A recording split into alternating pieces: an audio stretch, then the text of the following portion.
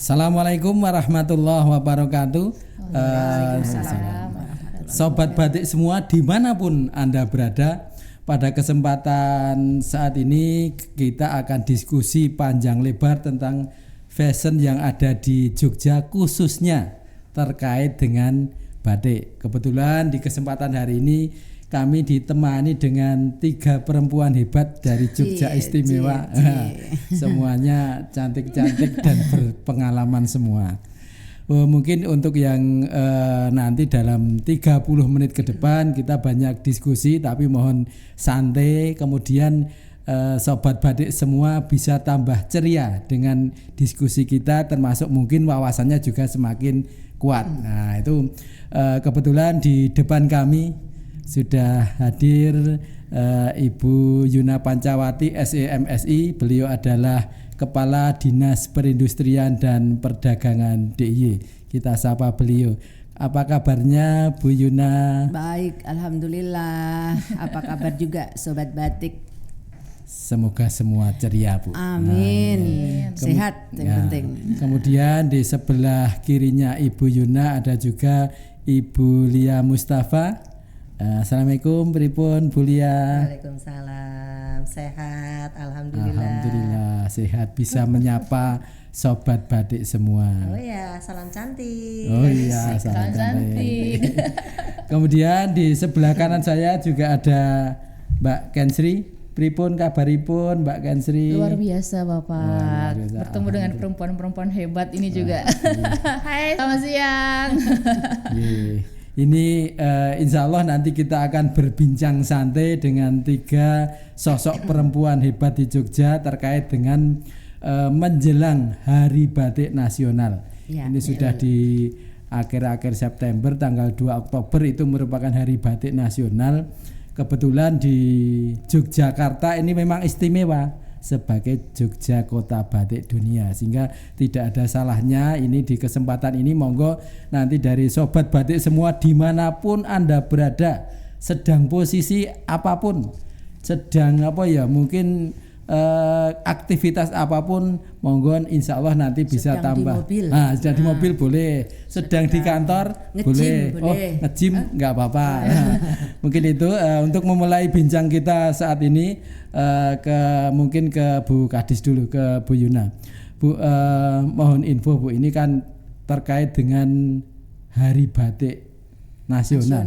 Tanggal 2 ini pripun ini dari Dinas Perindustrian dan Perdagangan DIY. Apakah memang ada kiat-kiat khusus untuk memeriahkan atau mengenalkan batik ini? Iya. Monggo Ibu. Pak Anton luar biasa ini sudah ngehosin kita yang cewek-cewek gitu ya.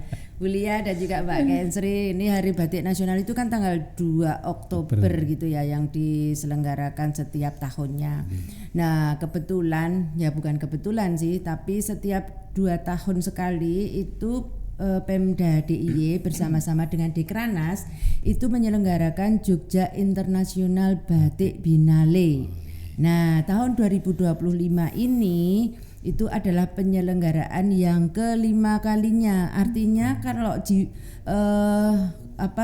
tahunan ini kan sudah tahun ke-10, 1 dekade. Tapi ada 1 kelewat tahun pada saat pandemi itu memang tidak diselenggarakan. Tapi dalam hitungan ke-5 itu artinya 2 kali 5 ya 10. Nah ini kami menyelenggarakan JIBB yang ke-5 ini satu adalah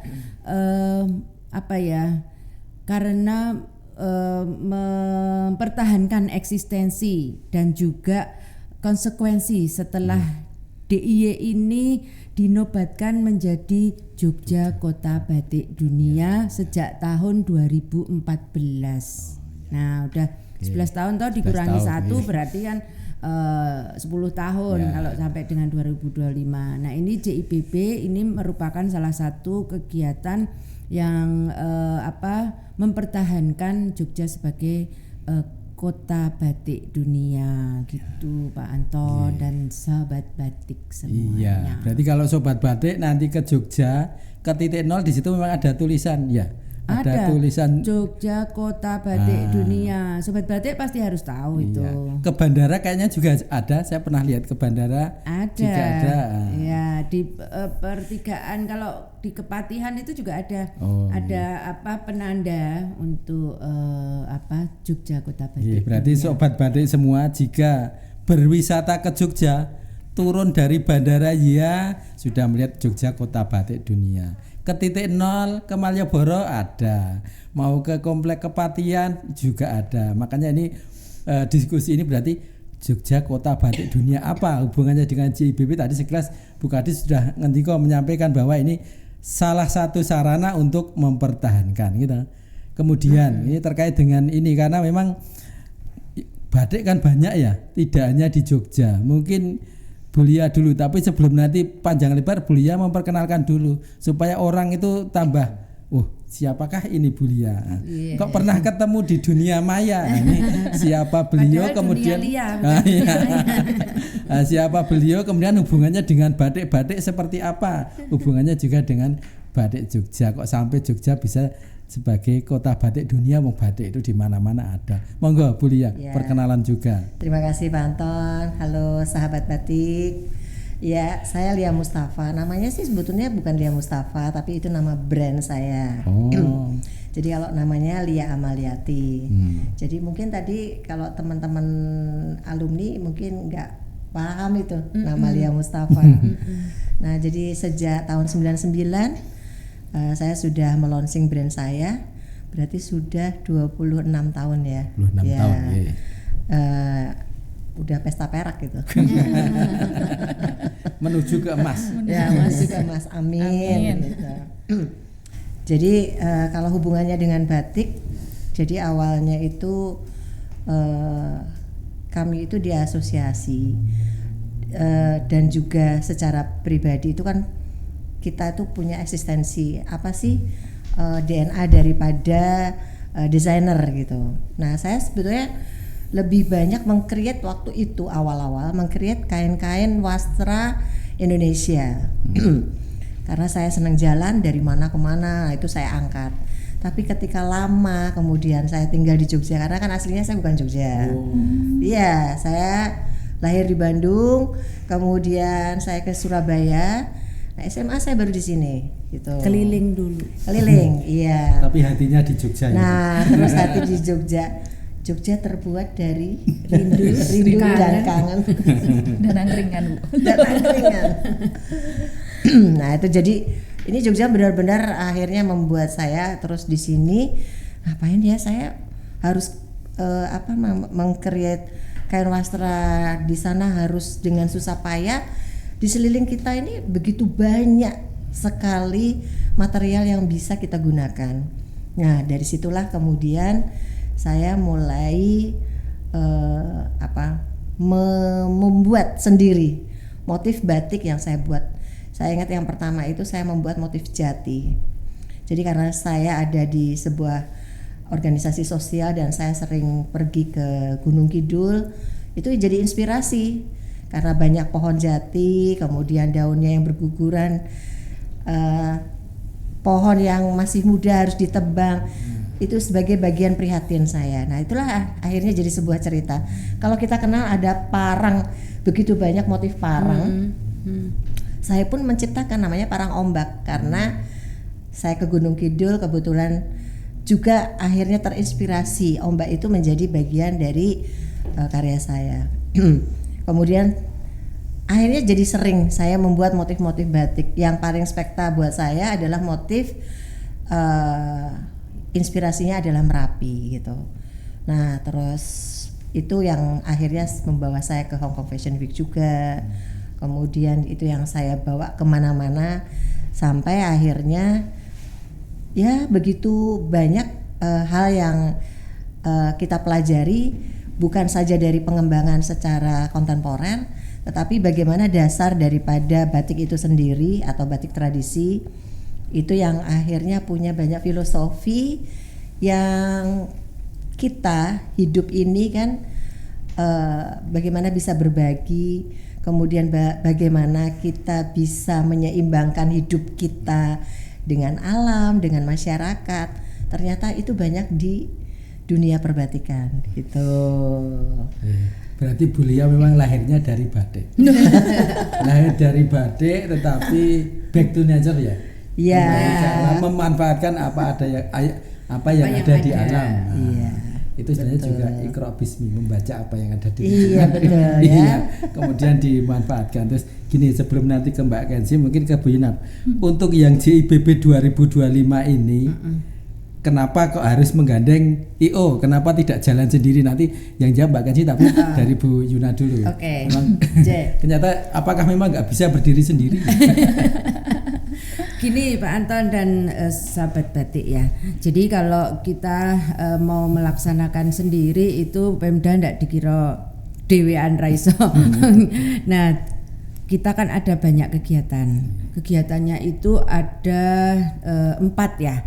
4 itu JIBB Goes to School, Goes to Campus, kemudian JIBB Seminar Internasional, kemudian ada Gebiar Expo JIBB dan ada Sebatik. Jadi kalau di JIBB Goes to School dan JIBB Goes to Campus itu merupakan acara atau kegiatan yang memang JIBB sebelumnya belum pernah dilaksanakan gitu Pak Anton.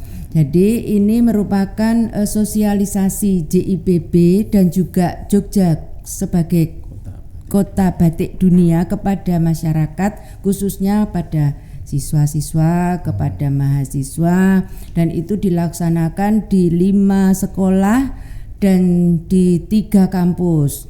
Dan ini alhamdulillah hari ini tadi alhamdulillah selesai sudah 8 institusi edukasi untuk JIBB ini, dan antusiasnya cukup besar, dan alhamdulillah tadi dihadiri oleh Gusti Putri ini di UPN ini. Jadi pertama di SMA 3 Negeri Yogyakarta, kemudian di SMA 6 Negeri Yogyakarta, kemudian di SMA 8 Negeri Yogyakarta, Bosa, SMK Negeri 1 Sewon. Jadi ada 5 SMA setingkat SMA. Kemudian kalau di kampus ini ada 3, yaitu di UMY, UII dan juga di UPN. Dan antusias adik-adik itu luar biasa ya. Jadi mereka bisa tahu mana yang batik cap, mana yang batik tulis. Kemudian tahu juga apa itu batik, bukan batik, tekstil bermotif batik. Karena memang edukasi kita ke situ, sehingga adik-adik itu bisa tahu, oh ternyata yang tak pakai itu bukan batik, tapi tekstil motif batik. Nah itu memang literasi edukasi kepada adik-adik. Kemudian yang kedua adalah seminar internasional yang akan kita selenggarakan nanti tanggal 2 Oktober. Nah ini kenapa harus pakai IO itu karena harus ada panitia pelaksana gitu, dan cari yang profesional dan cari yang profesional. Memang profesinya itu. Padahal saya nunggu Pak Anton jadi koreografer loh.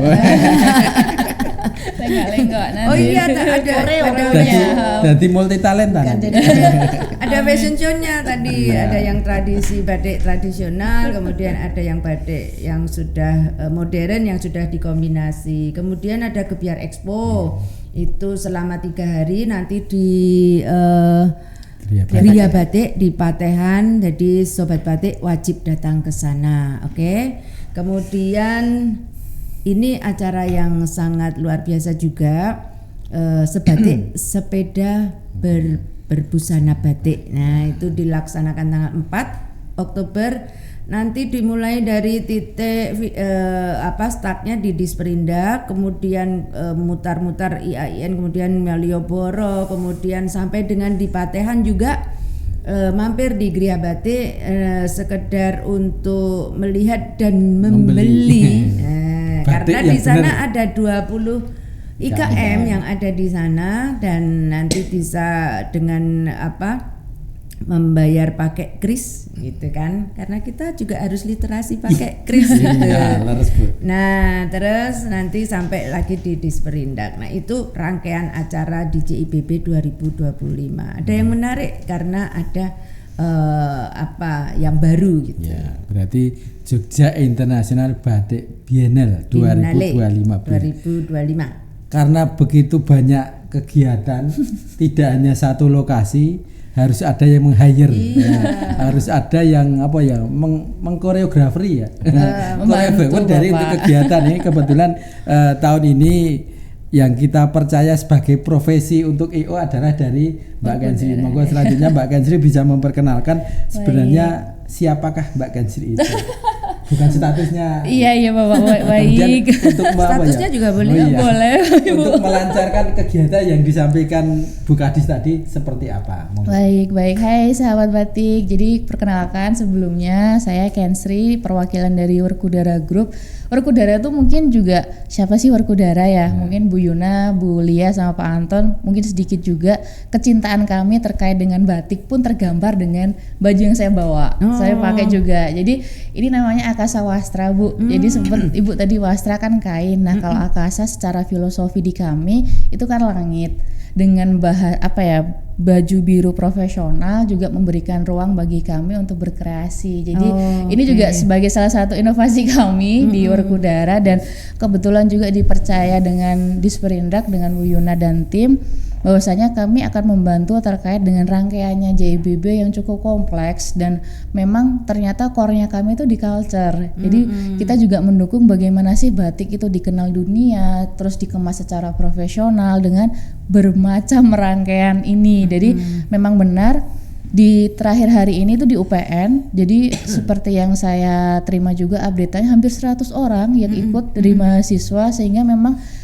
yang baru di JIBB 2025 itu adalah bahwasanya dari kegiatan Disperindak itu dapatnya itu udah sampai ke masyarakat. Betul ya Bu ya? Betul. Jadi memang anak-anak tuh antusias, terus apa yang baru juga mereka tuh akan tahu bahwasanya oh ternyata tuh tipe batik tuh ini sama ini. Jadi kita tuh ada pre sama post tesnya juga. Jadi itu yang menjadi nantinya acuan di kedepannya tuh oh ternyata hal seperti ini tuh berguna. Jadi kenapa kan memang beberapa yang dipilih sekolahnya kan negeri, kok nggak yang tahu batik. Nah itu memang juga sebagai salah satu tujuannya kami untuk memperkenalkan Jogja sebagai kota batik dunia, biar tahu nih anak-anak Gen Z, sahabat-sahabat batik yang mungkin apa sih batik, taunya batiknya cuma yang di batik-batik tulis, apa batik-batik bening. Di dalam itu lebih banyak kekayaan batik, Bapak. Selama meng-hire ini kan berarti ada kegiatan yang klasikal di dalam ruangan sama di luar ruangan. Betul. Ini kan kegiatannya JIBB ada yang di dalam, ada yang di luar, ada yang di hotel, ada yang di sekolah. Kira-kira dengan kegiatan seperti ini apakah jadi bingung atau pengalaman baru atau seperti apa? Cukup kompleks dan cukup excited sih, lebih tepatnya excited karena memang posisinya kita di kami sendiri itu memang ada beberapa part untuk tim. Jadi ada tim-tim kami yang di tim operasional, tim-tim yang terlibat itu sudah kami part-part Pak Anton dan Bu Yuna dan Bu Lia. Jadi memang kami untuk partnya Goes to School siapa PIC-nya, terus nanti part untuk sebatik siapa. Jadi memang kita sudah mendevelop untuk arrangement per arrangementnya seperti itu sebagai pengalaman kami. Jadi selama ini juga komunikasi cukup aktif di grup itu. Jadi memang cukup terbantu juga kita sebagai partnership kegiatan JIBB 2025. Semoga jadi lancar ya. Amin. Dengan kolaborasi, ini karena masih setengah nih. Ya. Masih setengah. Setengah belum ya. Terkait dengan ini karena kebetulan dari awal itu juga Bu Lia Mustafa kan terlibat, apalagi yang ini yang sudah jalan di satu kegiatan JIBB Goes to School sama Goes to Campus. Kendalanya untuk memperkenalkan batik ke dunia Gen Z atau mungkin Gen Alpha itu seperti apa sebagai pelaku batik yang memang lahir dari batik? Monggo Bu Lia. Ya, jadi ini kan konten ini memang kami sodorkan dari Dekranasda ya untuk Go to School dan kampus. Ya banyak sekali yang itu tadi iri sekolah lain. Kenapa kok hanya sekolah itu? Kok nggak ke sekolah saya SMA ini? Cukup banyak sekali yang DM ke saya. Nah, ya mudah-mudahan tahun depan ya akan lebih banyak lagi. Nah, kendalanya itu gini. Jadi kalau tadi kita selalu menghadirkan para pembicara yang sama di usia ya. Jadi nggak jauh lah maksudnya. Ada di Gen Z, para pembicaranya yang tiap hari berubah tetapi punya prestasi. Ya. 8 kali berjalan itu yang di Gen Z itu ada yang jago memang inovasi malam jadi dari sawit. Kemudian ada yang denim yang di batik gitu kan, susah tuh denim di batik. Itu. Kemudian kalau yang tadi Aya itu gimana sih kalau pengen ada touch batik tapi jangan banyak-banyak, mahal katanya gitu. Akhirnya dia padankan lebih cantik, dipadankan dengan kain wastra lurik. Kemudian ada kain-kain wastra yang lain. Nah, ada yang berinovasi, dia menyampaikan bagaimana kain sutra Sutra Samia itu dia berkolaborasi. Jadi inspirasinya kita itu jangan sampai jalan sendiri kalau merasa sulit, tapi kita bisa mengajak orang lain yang mungkin punya skill yang hampir sama atau sama, setidaknya itu akan membuat ide kreatifnya jadi jalan gitu. Nah kan banyak anak-anak Gen Z itu apa sih batik ngapain, susah, mahal. Nah sebetulnya ini yang kami sodorkan para pembicara tadi, mahal dan kuno. Jangan gitu mahal. Nah gitu ternyata kontemporer. Kontemporer itu bisa colorful begini, menyenangkan sekali ya, bisa dipakai. Gak harus yang coklat-coklat, yang sogan-sogan. Nah itu ternyata itu ada inovasi, ada kreativitas yang sebetulnya mereka bisa loh juga melakukan. Ini mudah-mudahan sih inspirasi mereka itu menular pada mereka yang tadinya a priori. Iya betul terhadap batik. Jadi kendala tadi kita tidak bicara kendala terus ya, tapi kan harus maju nih. Nah apa nih sebagai caranya? Peluang kendalanya bagaimana jadi peluang dengan sinergi gitu gitu. Betul. Ya. Tapi kita tidak bicara kontemporer juga, karena salah satu syarat Kota Batik Dunia juga harus mensosialisasikan batik-batik tradisi. Jadi filosofinya harus apa, maknanya yang seperti apa, itu diterapkan kehidupan juga seperti apa. Dan itu setiap kita hadir di sekolah dan kampus itu kita informasikan kepada mereka semua. Yang tadi lebih lagi ya, ada Gusti Putri tadi. Ada pembuatnya. Ada pembuatnya. Dari Pak Malam lagi. Karena menceritakan batik yang dari pura gitu. Dan beliau penciptanya gitu. Iya. Karena ini tadi kan ada terkait inovasi, ada terkait kontemporer, ada terkait budaya lokal. Berarti ini tema tahun ini JIBB berarti mengcreate itu gitu. Apa kira-kira Bu Kadis? Bu Yuna? Batik in motion. Batik itu in motion. Bisa bergerak, bisa stabil, bisa bergerak. Jadi, bukan hal yang pasif gitu ya.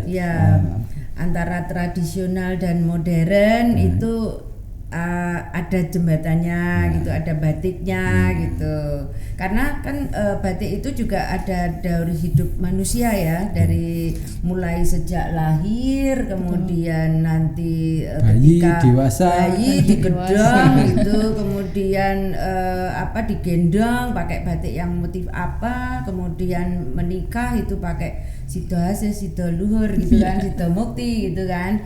Kemudian ngelahirin ada yang gendong, kemudian sampai dengan meninggal itu ada yang namanya batik selobok gitu ya. Nah itu kan ada filosofinya, itu juga disampaikan di setiap kali di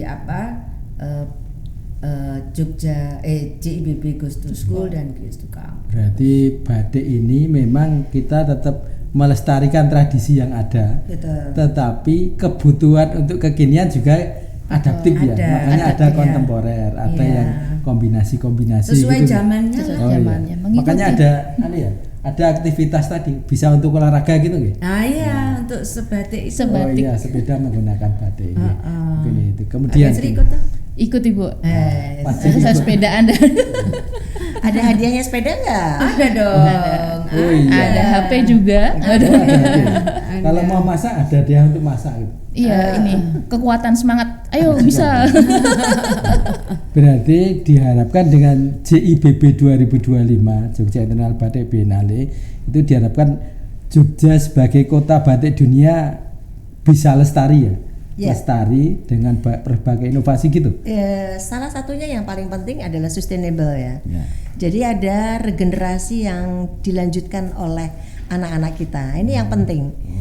Kalau kita hanya stuck di usia misalnya yang memberikan ilustrasi batik tradisi hanya beliau-beliau yang sepuh-sepuh terus.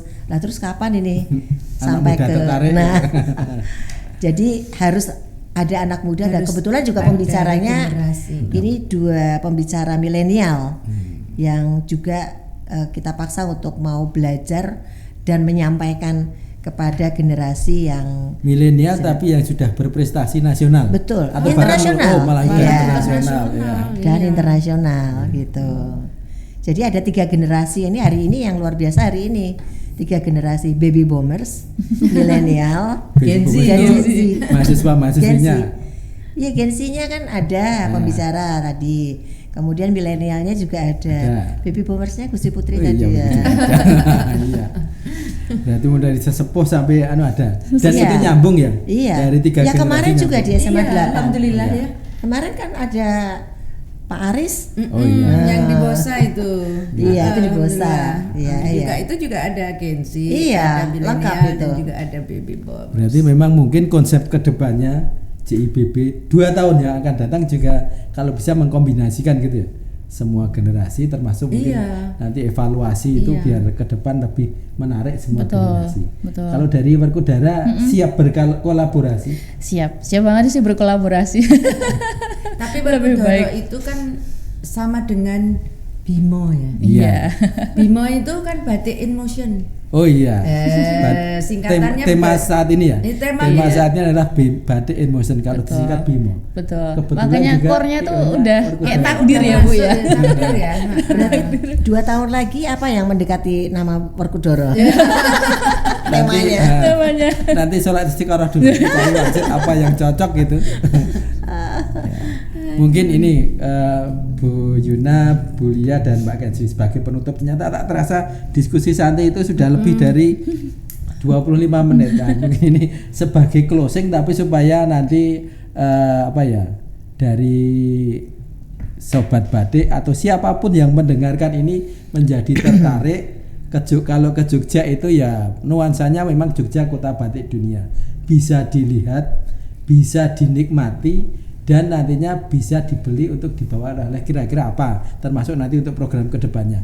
Monggo Bu, berawal dari Bu Yuna. Ya, jadi sobat batik ya, jadi untuk khususnya untuk JIBB 2025 ini kita kan banyak penyelenggaraannya.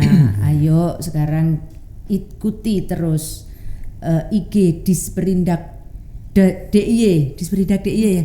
Disperindak.diy atau Disperindak DIY, @Disperindak.diy ya. Di situ banyak sekali informasi-informasi terkait dengan JIBB. Ikuti juga IG-nya JIBB 2025. Dan juga jangan lupa kenalkan batik selama bulan Oktober untuk Hari Batik Nasional, karena itu akan menumbuhkan ekonomi khususnya dari perajin batik di seluruh daerah istimewa Yogyakarta. Oh nggih, matur nuwun. Selanjutnya dari Bu Lia Mustafa. Ya, kalau hanya mencintai, melihat kan kurang ya. Ya. Ya pastinya juga membeli.